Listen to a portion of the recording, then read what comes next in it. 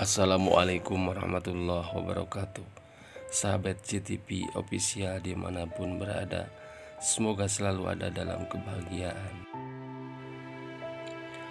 Pada video kali ini kami akan menayangkan sebuah penuturan kisah pilu dari seorang kawan lama. Cerita pilu yang mungkin menjadi gambaran sebagian besar korban pada musibah gempa bumi di Cianjur.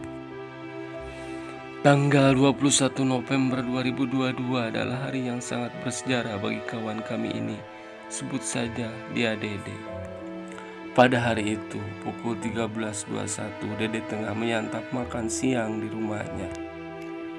Ketika sedang menyantap makan siangnya, tiba-tiba tanpa mendengar suara atau tanda-tanda apapun, tubuhnya tertimpa benda yang keras. Tak sempat dia berpikir tentang apa yang menimpa tubuhnya. Tubuhnya kembali tertimpa dan terus tertimpa. Hingga pandangannya perlahan gelap. Dia tidak mendengar apa-apa selain detak jantung dan hembusan napasnya. Seluruh tubuhnya tertimbun puing-puing bangunan, terkubur pasir dan material rumahnya sendiri. Dalam hati dia berkata, apapun yang terjadi, ya Allah, tolonglah hamba-Mu ini. Dia berteriak sekuat tenaga, tapi tak ada yang menolongnya. Dia berteriak lagi, tetap tak ada yang menghampirinya. Dengan tangan yang sudah berlumuran darah, dia berusaha menyingkirkan benda-benda yang menutupi kepalanya. Hingga sedikit demi sedikit terbuka celah di atas kepalanya. Tapi tangannya pun sudah tidak kuat untuk menyingkirkan puing-puing yang menimpa dirinya. Kembali hatinya berkata, jika ini sudah waktunya, hamba ikhlas ya Allah. Asyhadu an la ilaha illallah wa asyhadu anna Muhammadar Rasulullah. Dia terus berzikir, la ilaha illallah.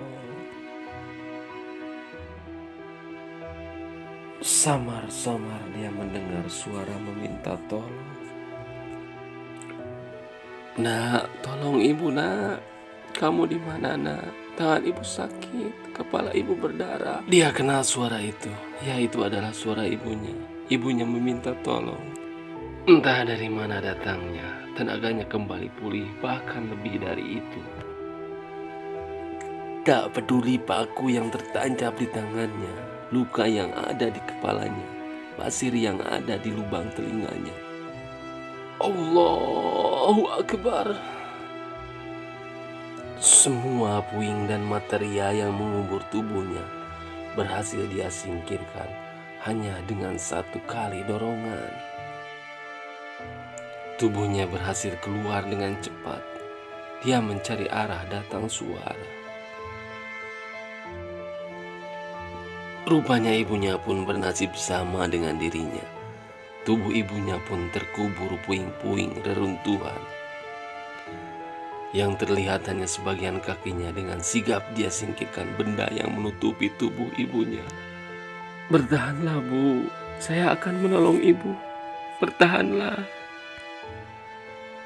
Tiba-tiba daun pintu bergerak hendak menghimpit tubuh ibunya. Dengan cepat dia merangkul tubuh ibunya dan membawanya keluar.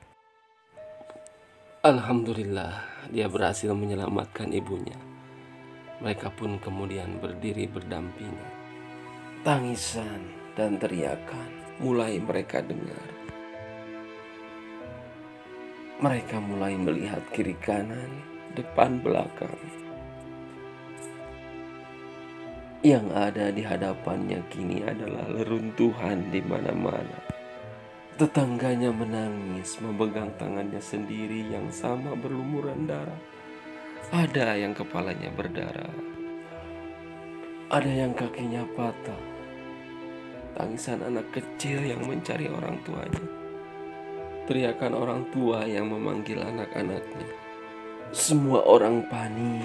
Semua orang menangis. Semua orang histeris.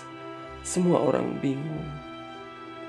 Dede masih bertanya sebenarnya apa yang sedang terjadi. Suasana semakin mencekam. hingga dia mendengar teriakan bahwa ini adalah gempa bumi. Gempa bumi yang dahsyat, yang dengan sekejap mata meluluhlantakkan bangunan yang ada.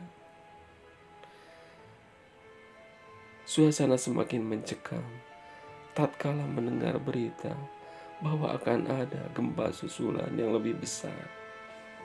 Kepanikan, kesedihan, kepiluan tercampur aduk kala itu. Tidak berselang lama mulai terdengar si A sudah meninggal, si B sudah tiada.